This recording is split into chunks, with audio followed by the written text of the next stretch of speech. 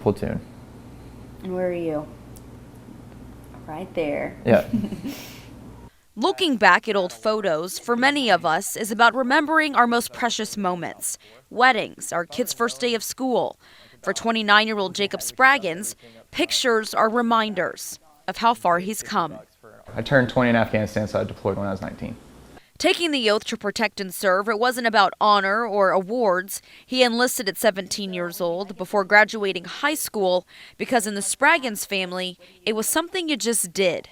My granddad was in World War II in the Navy, and I was just kind of raised around that mentality, so I always knew I wanted to serve in a way. I just didn't know in what way until '01, and then I figured that out. This just in, you were looking at obviously a very disturbing live shot there. That is the World Trade Center, and we have unconfirmed reports this morning that a plane has crashed into one of the towers of the World Trade Center.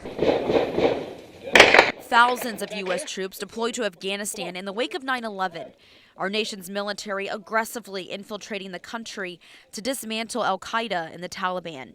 We had several missions where we were training with the ANA and going with the Afghani police and actively seeking out Taliban and trying to figure out where they were building bombs and stuff like that.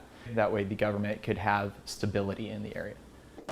Although his time in Afghanistan was brief, Spraggins says the mental trauma he endured is a fight he's still battling nearly 10 years later. Such a toxic stigma mentality you have to keep when you're always being aggressive or on edge, or you're looking everywhere for a threat. You know, if you're always looking for a threat, then you're going to be a threat. It's just going to be that mentality all the time.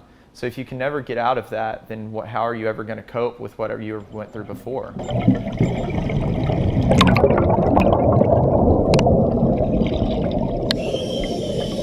So I started diving in 2016, and I realized that there's just so much more. You know, when you go underwater for that first time and you hear your breath, and it's you, the fish, the ocean, nothing else that's going to change what you're doing the next 30 minutes. Not a care in the world. That's peace. From diving and then becoming a diving instructor, to hiking some of the world's most beautiful national parks and mountains. So these come from caves.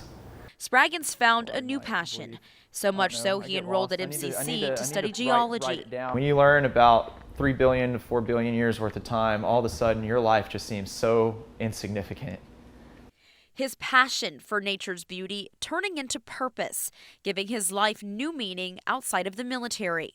Personally, I found peace through servitude. For instance, when me and my daughter go out and we go out on the Brazos, it's awesome teaching the next generation what we have to do in order to stop the problems we're seeing. So we go out there and we do what we can, and we come back with bags and bags of trash or kayaks full of trash, and we help out where we can. But it's not really about diving or picking up trash. For vets like Spraggins struggling, it's about finding peace, something that helps you heal. Realizing that you can get away from these things and that there's a greater purpose and a greater life that you can find again. His life, a testament. From the pictures on the wall to the rocks, fossils, and artifacts taken from all of the beautiful places he's been. Reminders of how far he's come.